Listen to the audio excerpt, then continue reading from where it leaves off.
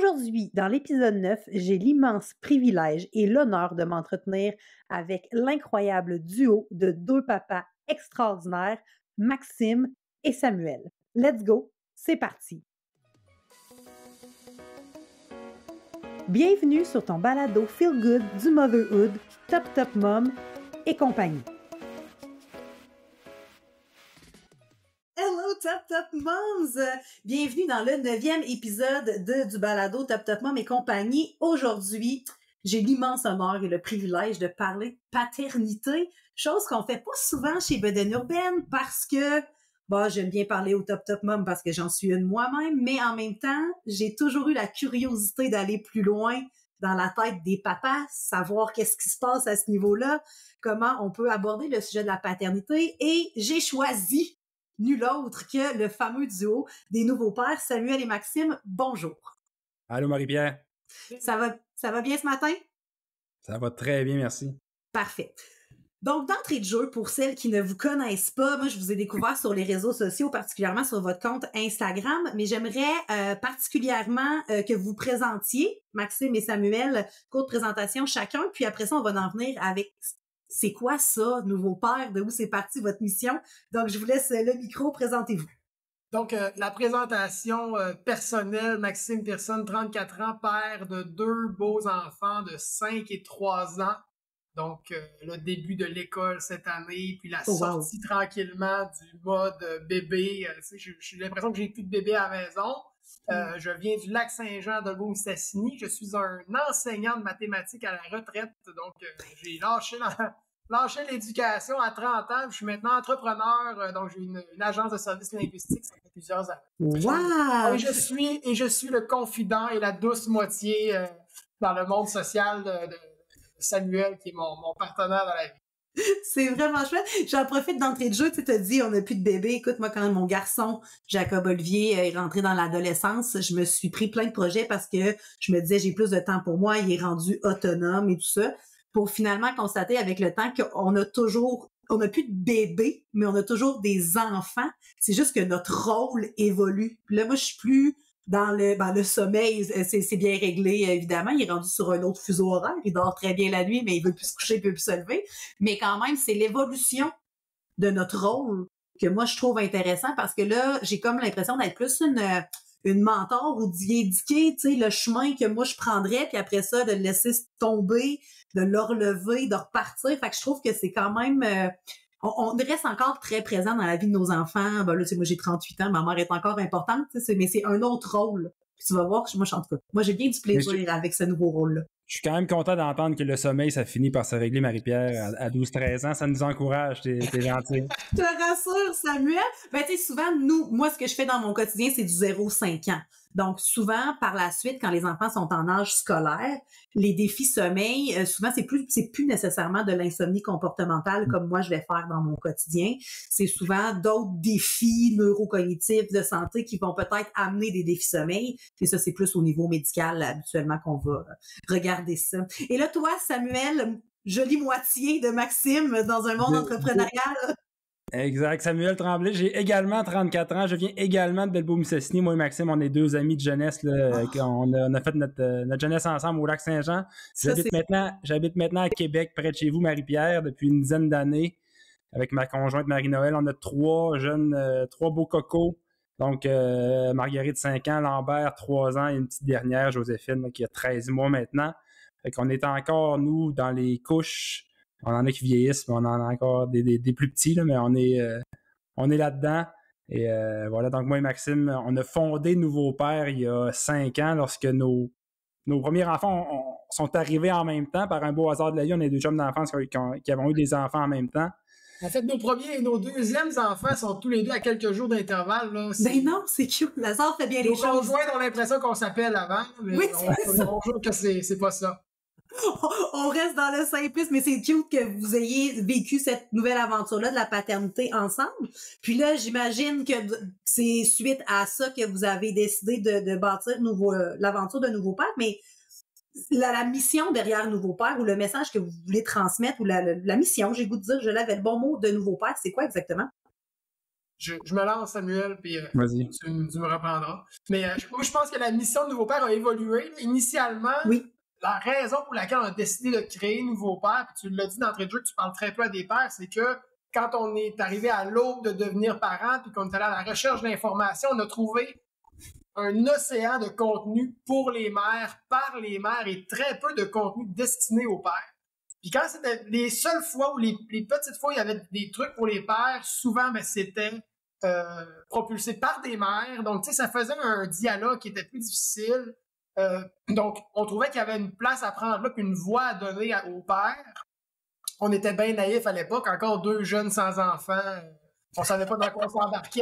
Puis il y avait aussi, tu sais, un peu plus personnellement, il y avait l'idée de driver un projet ensemble, Samuel et moi, un peu en réponse à tout ce qu'on entendait des autres gens de notre entourage qui avaient des enfants et qui nous disaient « Ah ben tu vas voir que quand tu as des jeunes enfants, il faut que tu mettes une pause un peu au projet, il faut que tu ralentisses, tu as moins de temps, tu as des deuils. » Tout ce discours-là. Fait que nous, on avait fait un peu un pied de nez à ça en disant on a envie d'écrire, on a envie de créer, on a envie de se lancer dans quelque chose. Donc, Nouveau Père avait cette espèce de double mission-là.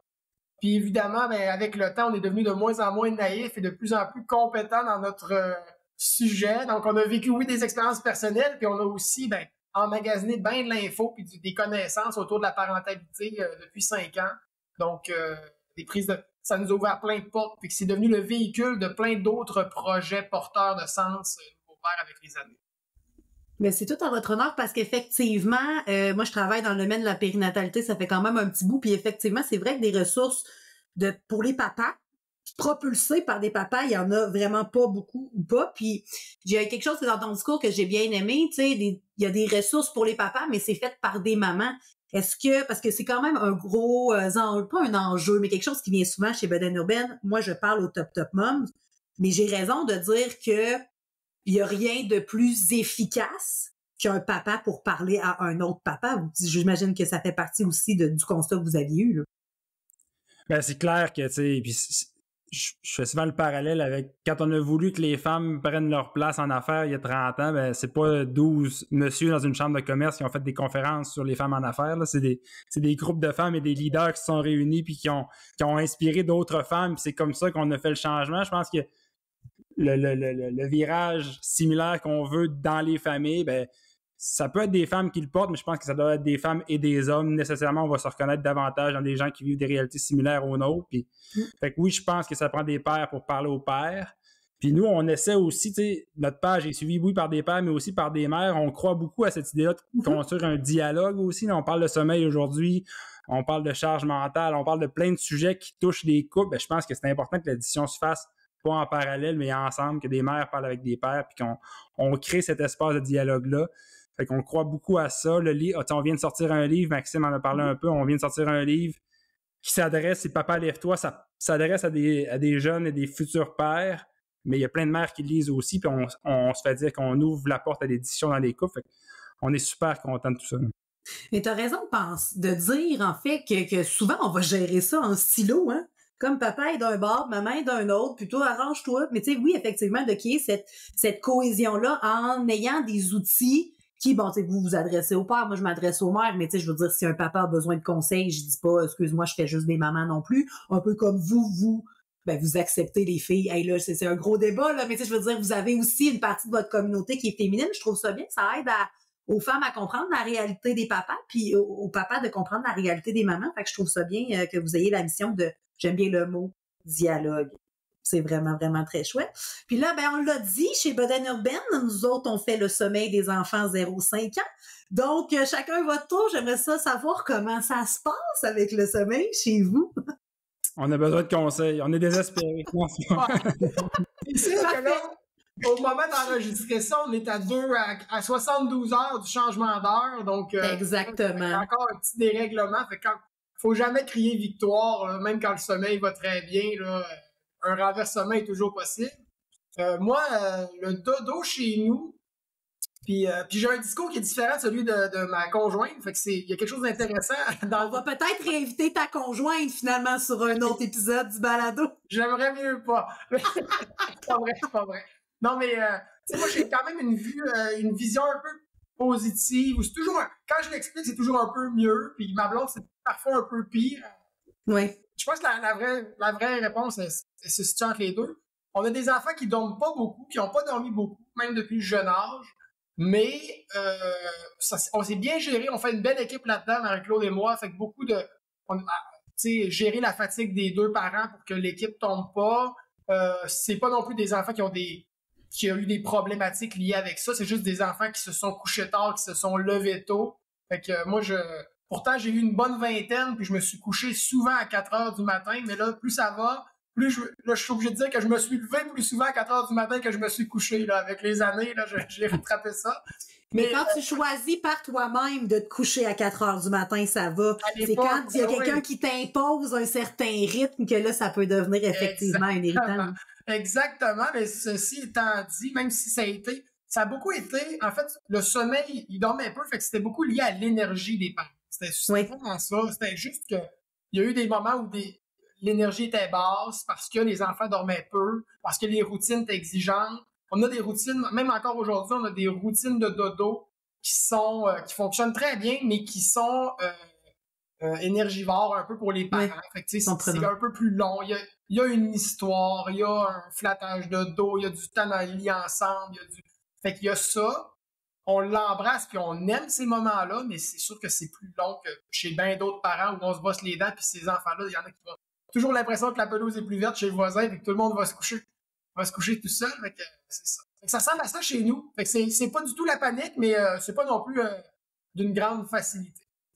Mais tu sais, il y a quelque chose que j'aime bien dans ton discours, c'est que quand on fait de la consultation sommeil comme moi je fais au quotidien, c'est qu'on a vraiment souvent un constat que des fois, c'est l'enfant qui a des défis sommeil, mais la majorité des mamans ou des parents qui arrivent chez Bedaine Urbaine, c'est vraiment plus le parent qui est fatigué, c'est le parent qui souffre de ce manque de sommeil-là.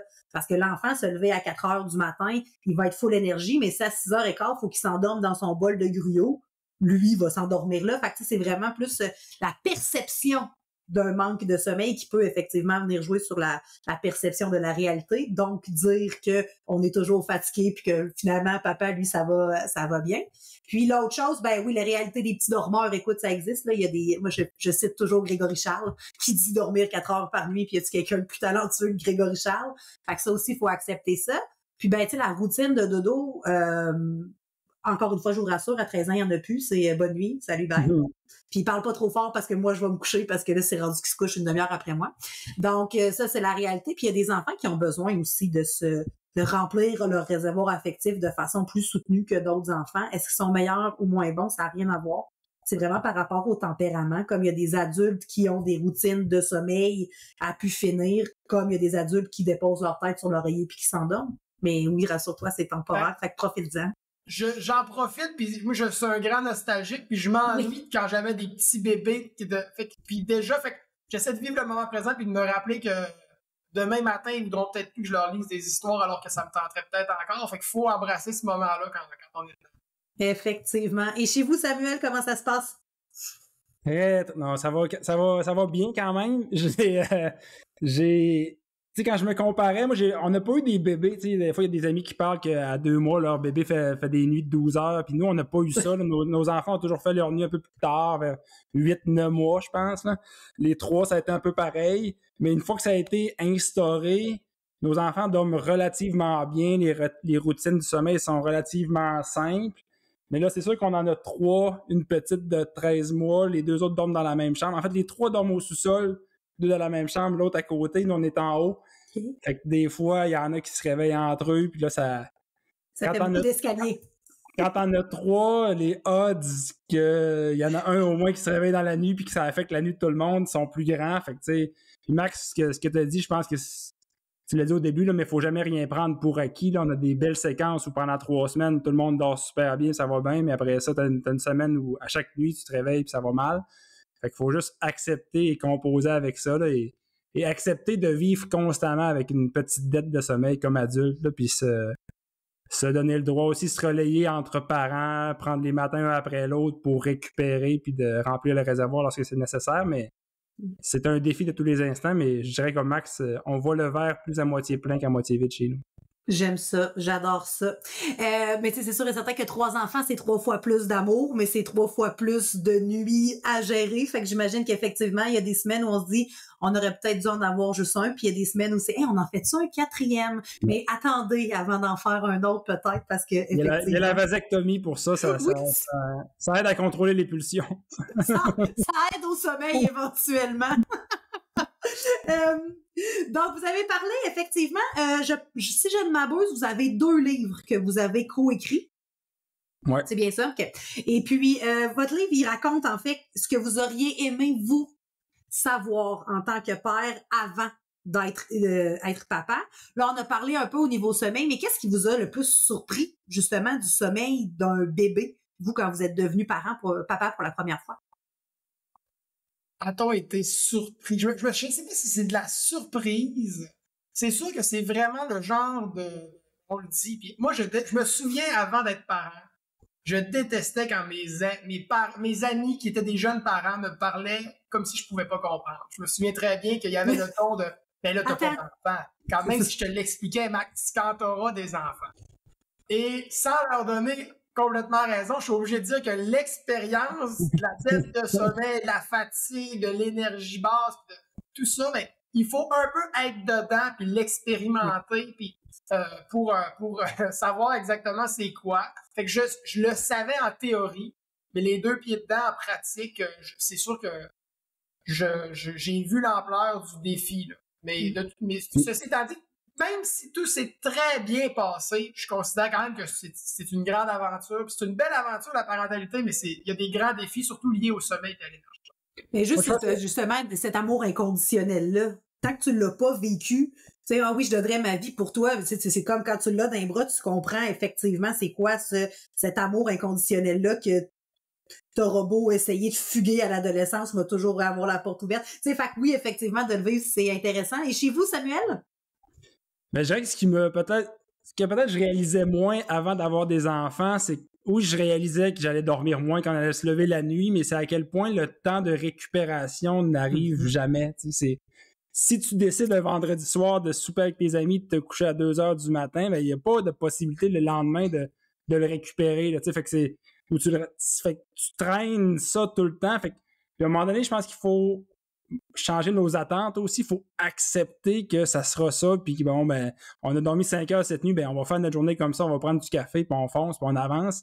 Il faut comme accepter, faire le deuil de ces belles nuits de sommeil où on dormait 12 heures par nuit puis on récupérait là, pour la semaine difficile. Ça n'arrive plus, il faut accepter ça, mais je réalisais pas à quel point là, ça pouvait être difficile. Tu sais ce qui est le plus plate dans tout ça, Samuel? C'est que la journée où tu dis « Hey, mon enfant se lève à 11 heures, fait que je pourrais continuer à me coucher tard », ben ça te tente plus.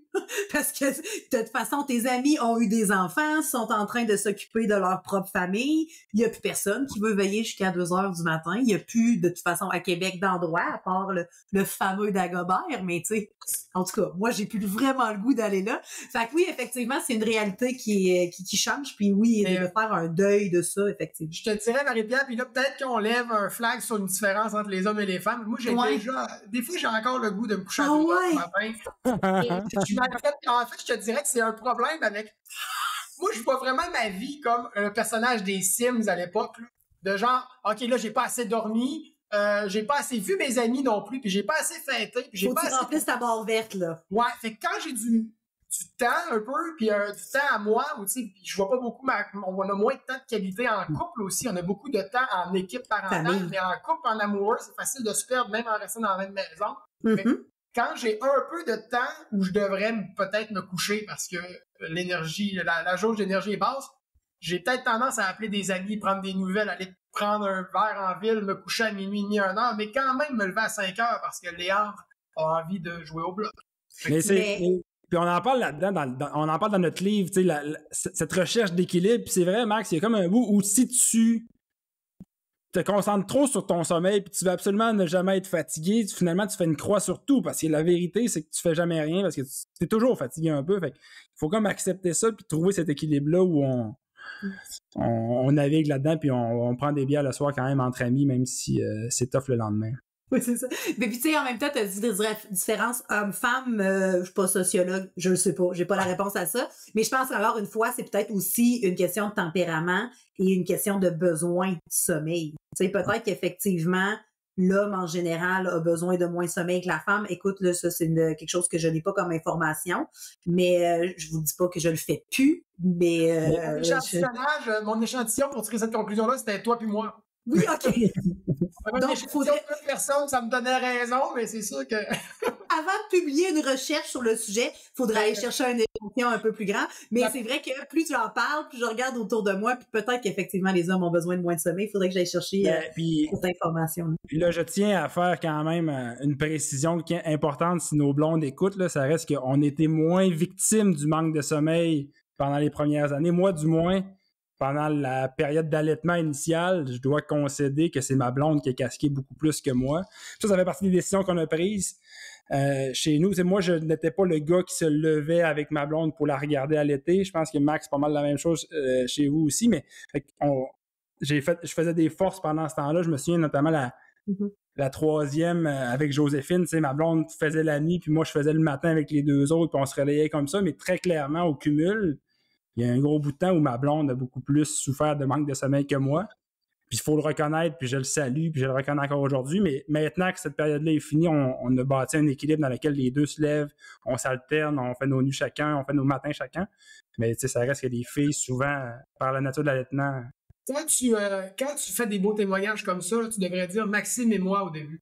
Maxime et moi, on est conscients que... Parce que là, je passe pour un moins bon, tu comprends? Non, mais... Quand tu prends la parole et que tu dis des affaires intéressantes de même, là, inclus-moi. Mais je pense que là-dessus, Max, on était un peu pareil sur le... Oui. Ben oui. Mais je trouve ça bien, puis tu sais, t'as bien dit qu'on s'est réajusté par la suite, tu sais, parce que moi, le constat, je le vois bien là, sur les réseaux sociaux qu'on commence à dire... Arrêtez de dire qu'un père garde ses enfants. Un père, c'est la moitié de la famille. C'est arrêtez de féliciter les pères qui s'impliquent parce que ça devrait être naturel. Oh. Ouais, ben c'est ça. Moi, chez Bedaine Urbaine, c'est pas le constat que j'ai. Et pourtant, oui, je m'adresse aux mamans, mais tu sais, comme j'aime bien me plaire, si le papa est au bout du fil, je dis pas excuse-moi, je te parle pas. Tu sais, moi, j'aime bien quand les papas se sentent inclus et qu'ils vont s'inclure, puis s'adapter, puis vouloir avoir la même information que la mère. Mais moi, d'un point de vue externe, c'est pas nécessairement la majorité des papas qui ont le même discours que vous, Maxime et Samuel. Donc, je vous lève mon chapeau là-dessus. Honnêtement, plus de papas qui vont voir effectivement et se rendre compte de cette réalité-là que, effectivement, quand j'allaite, j'ai pas nécessairement besoin de me faire flatter les cheveux, mais si tu pouvais te lever le lendemain, ça m'aiderait quand même. T'sais. Ben, tu sais, puis je pense qu'il faut... Il faut absolument qu'il y ait un équilibre, il faut que le gars prenne sa place aussi. Mais des fois, on voit l'autre extrême aussi, là, où deux parents se brûlent juste. Simplement se lever par solidarité et empathie et se brûler soi-même, c'est pas une bonne solution non plus à mes yeux. Là. Fait qu'il y a comme un partage intelligent aussi des rôles à faire. Là. Effectivement, je suis bien d'accord avec toi, Samuel. Et pour vous autres, la paternité en un mot? Bonheur. J'avais la même chose. Moi aussi, non. On vient tous les deux, on vient de familles tissées serrées, puis l'importance de la famille, moi, ça a toujours été bien présent. Je savais que je voulais être père, puis c'est clairement l'expérience, c'est le summum de l'expérience de la vie humaine, avoir des enfants. Là. Fait que j'embrasse ça. Ça vient avec un paquet de défis, puis des fois, on en parle trop positivement, puis les gens ont l'impression qu'on sous-estime le défi ou qu'on fait comme si c'était facile. Pas du tout. C'est peut-être la plus difficile des aventures, mais c'est aussi la plus belle d'avoir des enfants. Mais je dis tout le temps que la maternité est une aventure difficilement merveilleuse, en ce sens que tu sais pas à quoi t'attendre. À chaque matin, tu as des nouveaux défis, mais quand tu te couches le soir, tu sais, moi, j'imaginerais pas aujourd'hui ma vie à 38 ans sans avoir Jacob à mes côtés. Ça ne fonctionnerait pas. Est-ce que tout le monde est fait pour la parentalité? C'est pas ça que je veux dire. Moi, j'aime bien les femmes et les hommes qui acceptent qu'ils ne veulent pas d'enfants plutôt que d'en faire juste pour faire comme tout le monde.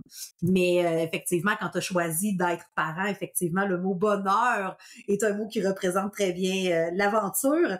Et puis, un peu d'humour dans tout ça parce que c'est un peu le ton aussi Bedaine Urbaine de pas se prendre trop au sérieux. Le plus humblement possible, selon vous, quelque chose que les papas font mieux que les mamans. Le Hey, pire, c'est que moi, j'en ai plein dans ma tête. T'es papa, là, faudrait pas trop que tu nous mettes sur le foyer de même, là, ça va être chaud.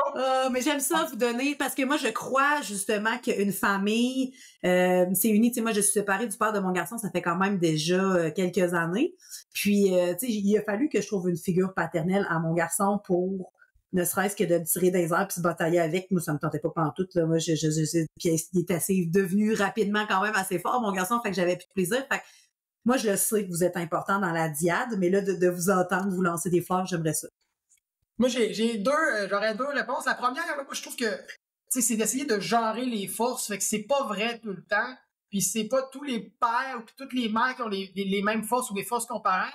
Je trouve qu'il y a l'importance on le dit tout le temps, puis je l'ai déjà dit, mais faire équipe, puis l'espèce de complémentarité dans ce duo-là, il est important. Fait que c'est pas de faire telle tâche parce que c'est les gars qui la font, puis telle tâche parce que c'est plus les femmes, c'est qu'est-ce que t'aimes, dans quoi es-tu bon, dans quoi est-ce que tu t'accomplis dans ton rôle. Fait que de se partager ça avec les forces de chacun, je pense que c'est la meilleure recette. Ceci étant dit, si je dois vraiment me mouiller, je dirais que dans mon couple, puis ce que je peux remarquer, donc dans mon étude sociologique de 3-4 personnes. Oui, c'est ça. Ton échantillon familial. J'ai une capacité à rationaliser les situations, puis à être moins dans l'émotion, puis dans l'inquiétude face à mes enfants. Je m'inquiète moins. Puis on en parlait quand on parlait de sommeil, Samuel et moi, avant de faire le podcast, mais l'anecdote que j'ai, puis que Marie-Claude et moi, on a partagé souvent, c'est qu'au début, quand Victor était petit, il dormait très peu. C'était un enfant qui se développait très bien, qui était très positif, souriant, il n'y avait aucun problème, mais il dormait peu. Puis ça avait généré des inquiétudes à Marie-Claude d'être allée sur des communautés de mamans en ligne. Puis ça avait... Écoute, l'inquiétude était exponentielle. Oui, c'est ça. Tout le monde se relayait de l'information de « il risque peut-être ceci, il risque peut-être cela. » C'est l'enfer. En tout cas, fait qu'il y avait une espèce de montagne. Puis moi, j'avais fait le même exercice, puis j'avais donné les mêmes informations à une communauté de pères. J'avais eu des réponses super positives de « inquiète-toi pas, donne-y de l'amour, écoute, c'est un peu plus demandant. » Grégory Charles, comme tu l'avais nommé tantôt. Il y a des exemples entre adultes, on n'a pas les mêmes besoins de sommeil. Il y avait quelque chose de plus réconfortant, puis de ne t'inquiète pas. Tu peux aller à la recherche d'informations vers des spécialistes si tu t'inquiètes, mais ne t'inquiète pas outre mesure, ne nourris pas ça. Fait que je me sens un peu plus rationnel et moins dans l'inquiétude. Ça, c'est là, les enfants mais je le sens. Je te le donne parce que là j'espère que on ne sera pas tirer des roches suite à ça, mais je pense qu'effectivement, cette capacité à mieux rationaliser tout ça, je pense que ça vient vraiment de Mars. Tu sais, nous, Vénus, c'est toujours un peu paniquant. C'est toujours un peu la fin du monde. On a tendance, puis là, je parle vraiment pour moi, puis me tombe un échantillon plus grand que moi quand même, mais tu sais, le overthinking, je pense que c'est très...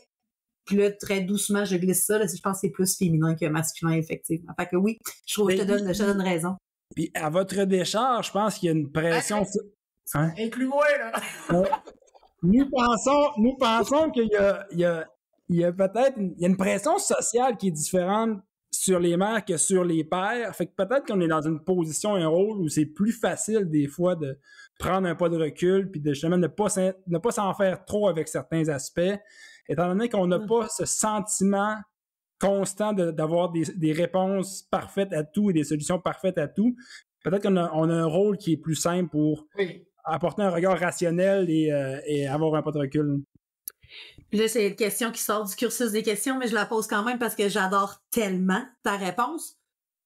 Est-ce que tu penses qu'un jour, avec des entreprises comme Nouveau Père, puis l'évolution de la paternité, est-ce que tu penses qu'à un moment donné, on va réussir à justement équilibrer cette pression-là du parent parfait? Parce que là, c'est toi qui l'as mentionné, fait que c'est pour ça que je prends le lead. Mais tu sais, la maman parfaite, c'est un phénomène qui existe. Là, on n'a pas le droit de se tromper. Ça te prend des abdos, des rôtis de palette, ta maison doit être rangée, tu dois être habillé toujours à la dernière mode, puis tes enfants Pinterest, tu sais. Est-ce que à un moment donné, le partage de cette pression-là pourrait être possible ou par la complémentarité de nos rôles, mais la différence entre nos rôles, cette pression-là, ça va toujours rester du côté des mamans? Ben moi, j'ai espoir qu'on chemine dans la bonne direction. Là. Puis, tu sais, nécessairement, il y a déjà un bon bout de chemin qui a été fait d'une génération à l'autre, là, si on se compare à nos parents, mes pères. Il y avait des rôles beaucoup plus genrés, puis une division beaucoup plus traditionnel des rôles familiaux. Mais tu sais, ça fait une génération, ça évolue tranquillement. Il y a des choses qui vont toujours rester, là, biologiquement, les débuts, Oui. Il y a des choses qui ne peuvent pas changer, mais je pense que plus les pères vont s'impliquer, et je pense qu'on a encore beaucoup de chemin à faire, et je suis pas sûr que la prise de conscience collective, elle est si faite que ça encore.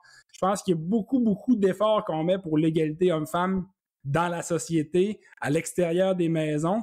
Il y a encore, je pense que le chemin sur l'égalité dans les maisons, il y a du retard un peu par rapport à ça.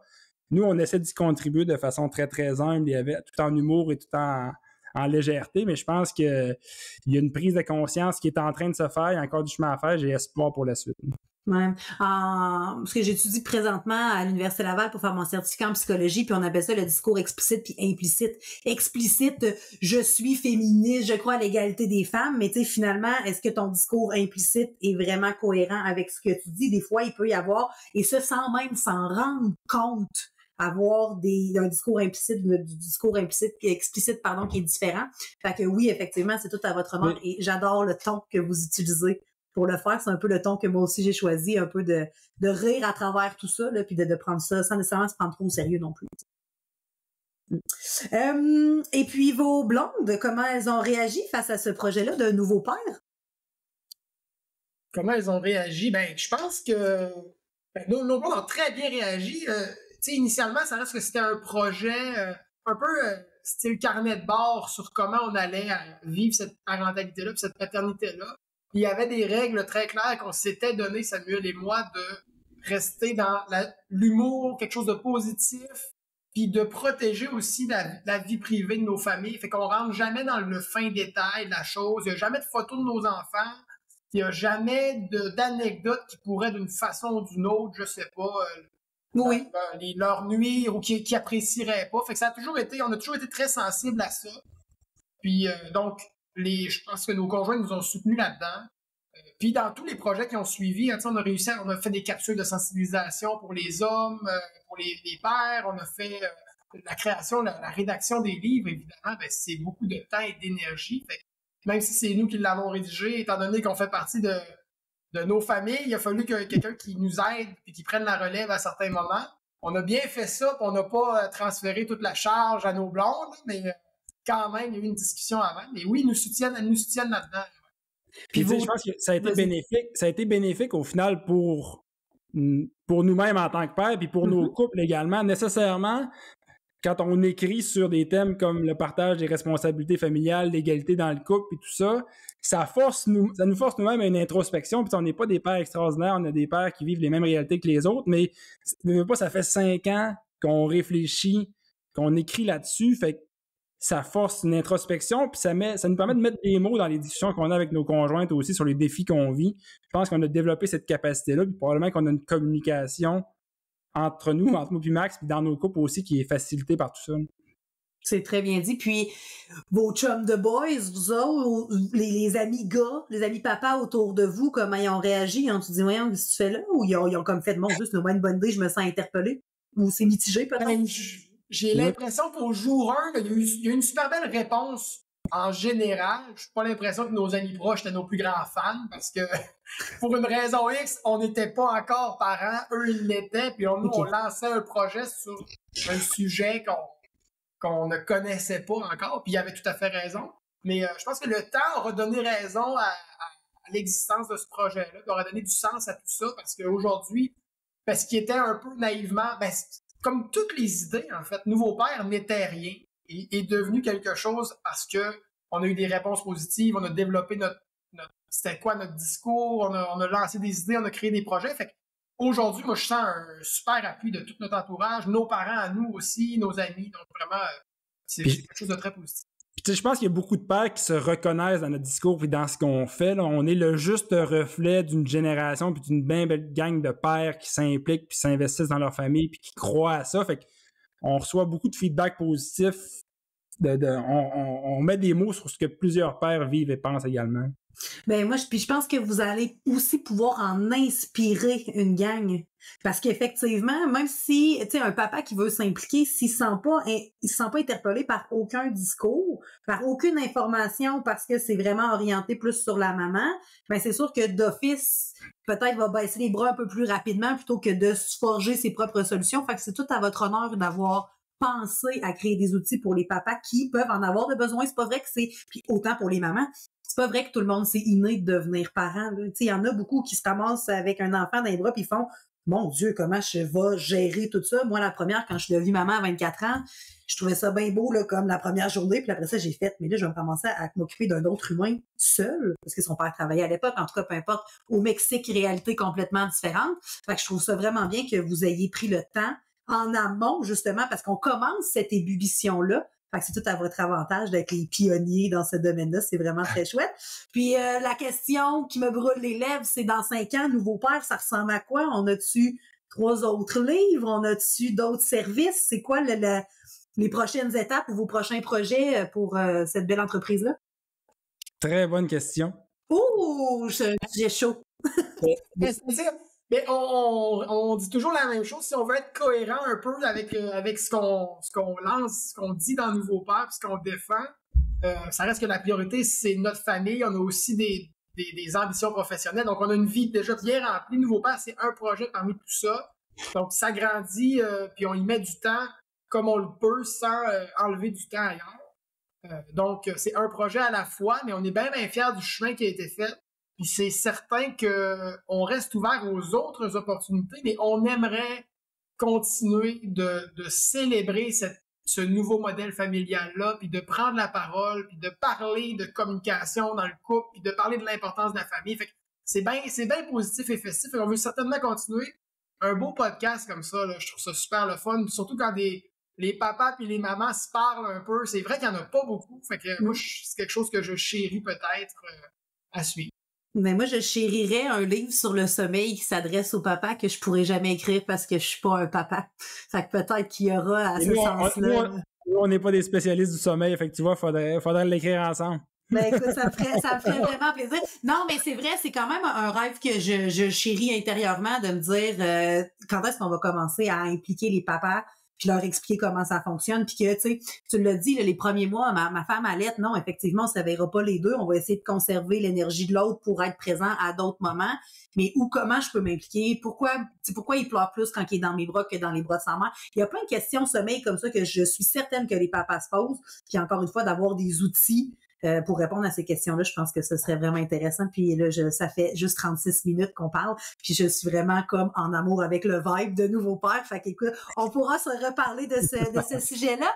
Et la dernière question pour clore cet épisode de balado-là, la plus grande valeur que vous aimeriez transmettre à vos enfants, c'est quoi?